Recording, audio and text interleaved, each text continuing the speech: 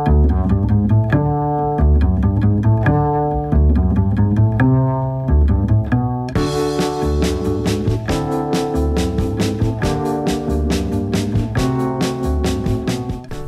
to H2O in the Know. In this episode, we're going to discuss hydration and the effects it has on the body. I'm sure we're all well aware of the fact that we need water to function, but what are some of the reasons why we need water? What are some quirks about hydration that we might not know of? And what don't we notice when we're doing certain activities? I'm your host, Chris Torres, and to give us some great answers to these questions today is our guest joining us by phone, Dr. Larry Armstrong, Professor Emeritus from the University of Connecticut. Dr. Armstrong, it's great to have you join us on the show today. How are you? Thank you, Chris. It's my pleasure to be here. All right, so let's get right to it. How much of the body really consists of water? Well, the answer to that is not simple because it's different in different people. But in a room of young, healthy, lean people like you might see in a college classroom, it's approximately 60 or 65% by weight. Now, if someone has body fat, and we all do to some degree, which is in excess of the average, then that percentage drops to 55%, and it might even drop to 50% in someone who has a lot of subcutaneous body fat. So how much water would you say does the body lose every day on average? A number of studies have shown that in the average person, say someone who weighs around 70 kilograms or approximately 150 pounds, their water turnover, and that means the water that's consumed and the water that is lost, their water turnover is about 2.5 quarts or 2.5 liters per day. How much more water can the body lose after activities such as exercise or labor or just even sweating in a hot environment? It depends on the activity and on the stress of the environment, but typically sweat rate or sweat loss is the largest contributor to that additional water turnover or water loss. And sweat rate for the average person in a gymnasium is about 0.8 of a quart or about 0.8 of a liter, 800 ml. And if someone is an athlete or they're exercising strenuously, they might lose 1 to 1.5 liters or 1 to 1.5 quarts per hour in sweat. With athletes, however, for example, in a hot weather triathlon or in a marathon, some athletes even lose 2 to 3 quarts or liters per hour. Even tennis players have been measured well over 3.5 liters or quarts per hour. So that's an enormous loss. Now, for an entire day in the desert, soldiers and athletes that are, for example, performing a long-term triathlon like an Ironman could even lose 10 to 14 liters or quarts per day in sweat. That is a lot of water loss. Well, it certainly is, and interestingly, if you figure 14 quarts, I mean, who drinks that much? So that's very rare for anyone to drink that much water. And so it's typical for those people in those situations to carry a deficit into the next day. And that's something that we'll speak about in just a minute. And how much water do we lose through sleep every night? Very little. In the total day, if your turnover is about 2.5 quarts or 2.5 liters per day, the amount we lose at sleep at night is just a fraction of that, say 1/10 or maybe 2/10 of a quart or a liter. And that is primarily through respiratory water loss. And if you should happen to wake in the middle of the night and go to the bathroom, it might be a small amount of urine loss also. At what stage in water loss are we technically dehydrated? The answer to your question is a technical one. If we lose or turn over 2.5 liters or 2.5 quarts per day, that means that of the water that we lose, we can actually get an average from day to day. And we can also measure an average body weight or an average total body water from day to day. So whatever your average is, whatever your baseline is in this changing, ever-changing body water, that point, you are technically dehydrated whenever you lose weight or lose water. Now, the body can deal with that. The body has many backup mechanisms to conserve water, and the body it really seems to have about 2 quarts or 2 liters of free water that it uses as a reservoir in those situations. But technically, whenever you lose body weight due to water loss or inadequate intake, you are dehydrated. And in what ways can mild dehydration affect the body? It's not really well appreciated that mild dehydration can indeed affect the body. Few people would disagree. Few authorities would disagree that at 5% body weight loss or 7% body weight loss that you have really remarkable and severe effects on the body. But every day, most of us could lose 1% of our body water if we don't drink. And so at about 1.5% and beyond, so that means for a 100-pound person, that would be 1.5 pounds, or for a 200-pound person, about 3 pounds of water. And remember that a pint's a pound the world around. So for every pound that you lose, you've lost a pint of fluid. Well, that means that at about a 1.5% body weight loss or 2% body weight loss, you start to see these effects. And the effects include not only physical effects on your heart rate, on your body temperature regulation, that is whether you heat up quicker or not during activity. There are also effects on your cognition, that is your mental processes, processing difficult problems, or visual vigilance, that is focusing on a task for a long period of time. And there are even mood changes that can occur. These would be changes in ways that would include fatigue, and perhaps even changes in how cranky or angry you feel. So indeed, mild dehydration can affect us, and that's a good reason for us to stay well hydrated throughout the day, each day. What are some functions of the body that water supports? Well, if we are 60 to 65% body water by weight, then you can see that the body has placed great importance on conserving water. And the question then becomes why?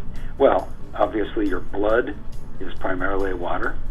So the cardiovascular system, your blood pressure and your heart rate are influenced. Your metabolism is influenced. And when you think of cells, all the billions and trillions of cells that we have in the body, your body water is really the medium in which your metabolism and all the biochemical reactions occur. So it's clear, and it explains why the body defends water so rigorously. It's essential for life. Also, if you think of all the nutrients that the body needs to survive and to live, those nutrients include, of course, carbohydrate, fat, protein, vitamins, and minerals. But the nutrient that people often forget about, and the essential nutrient, water, is also one of the 6 essential nutrients. So we call it an essential nutrient because indeed it has many, many important functions in the body. Now, you were recently given a grant from the Drinking Water Research Foundation to write a manuscript about how much water humans need every day. What did you discover in that research about how much water we need? And is it more than the common suggestion of 8 glasses per day? Well, you know, that idea of 8 glasses per day is common. I remember about 20 years ago, it was growing in the media, and it just spread like wildfire. Interestingly, since that time, the National Academy of Sciences in the United States and the European Food Safety Authority both put out their own technical documents, and your listeners can find these online. But these documents all support that 1.9 liters a day. 8-ounce glasses translates to about 1.9 liters, or roughly 1.9 quarts per day. Well, that does sound like quite a bit, but indeed, the Institute of Medicine in the United States and the European Food Safety Authority, which represents 23 countries in Europe, both have recommendations that are above that, which range from about 2.3 liters a day for women, to men in the Institute of Medicine recommendations up to over 3.5 liters a day. So as I look at those recommendations from organizations that systematically and thoughtfully and scientifically looked at the body's need for water, they recommend indeed that that 8 glasses a day is probably a minimum that we need. Now, what does that mean? Well, that includes water that we also consume in beverages other than just drinking pure water. That includes what we have in food, watery foods like soup or watermelon, but it also includes the water that we gain in beverages, such as coffee or even cola beverages. And were there any other interesting discoveries in your research? Well, I worked with a colleague and friend at the University of Wyoming, Evan Johnson, and we found in looking back at data that had been published from numerous studies in our own independent analysis of looking at the amount of water that people consume today compared to how the body regulates its total body water using hormones, especially arginine vasopressin, or the antidiuretic hormone. We found that indeed there's an upturn in the endocrine or the hormone regulation of body water at about 1.8 liters or about 1.8 quarts per day. That was a new finding because no one's ever really looked at using arginine vasopressin or the antidiuretic hormone in that way. And what that, I'll try and translate that for you. What that means is that if you don't drink at least 1.8 liters or quarts a day, your body's going to start producing that hormone which acts at the kidneys to conserve water. Your urine becomes more concentrated because the body is holding on to or retaining that water at the kidneys. That's really interesting, and it kind of leads into my next question here. Another thing that you've done in recent years that's been really unique is create a urine color chart to help indicate a person's hydration status. What color should our urine be? You're exactly right. There is a chart, and that chart has been verified in a number of studies now in healthy young adults, in people who are elderly, in children, and even people who are ill. And so in terms of the urine color, it's good always to have a urine color that is pale yellow or the color of straw. Now, the color chart, which, by the way, can be found on the website hydrationcheck.com. That's one word, hydrationcheck.com. The color chart was verified against clinical measurements of urine osmolality, or concentration, and urine-specific gravity, another measure of concentration. So something as simple as your urine color can tell you whether you are well hydrated or not. And a simple way of doing that is just checking the urine color. The darker the urine color, the more likely it is that you're going to be dehydrated. And that simply means that the body is retaining that fluid. The body is retaining that fluid, so your urine color is darker. All right, Dr. Armstrong, and my last question for you today is, what advice do you have for people to stay properly hydrated? Oh, that's a great question. It's the million-dollar question, and it's really important for our health because more and more studies are showing that long-term health, especially of the kidneys and other organs in the body, is related to the amount of water that you drink each day. Low drinkers and high drinkers have been identified. That is, some people drink very little each day, and some people drink more each day, say 2, 3, 4 quarts a day. Well, the advice I would have is that there are 3 things that you can use to check your hydration state. One of them is the urine color, which I just discussed. The second thing is thirst. Now, you'll often hear that thirst is not a good indicator of your hydration state. I guess that means that it doesn't track it very closely when you're becoming dehydrated. But thirst is important if you know that thirst does not appear until you are 1 or 2% dehydrated. So if you're thirsty, you are already 1 to 2% dehydrated, and yes, you should begin drinking. Thirdly, you can check your body weight. I mentioned earlier about the baseline body weight. If you measure yourself when you get out of bed in the morning on 3 or 4 or 5 days, you're going to find a body weight that's relatively stable, your average or your baseline. And what I'd recommend is that once you find out what that baseline is, you can use that from day to day to day, within, a week or two. And then you might want to reestablish that baseline in case you're losing weight, losing body fat, or in case you're gaining weight, gaining body fat. But if not, if you're stable body weight, then you can use that baseline to check your body weight in the morning.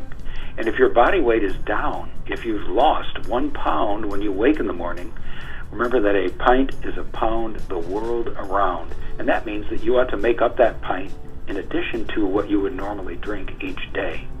So, bottom line, 3 things that we can use: urine color, thirst, and body weight, as long as you find your baseline first and measure it when you get out of bed in the morning, wearing the same clothing, using the same scale. And with that, we'll wrap things up. Dr. Armstrong, thanks again for coming on and joining us today. It was great having you on, and I hope you enjoyed it also. I certainly did. It's been a pleasure. All right, and before we go, I just want to thank the listeners for checking in with us as always. And remember to follow and subscribe to the H2O in the Know podcast on SoundCloud and iTunes. This is Chris Torres signing off. We'll see you next time.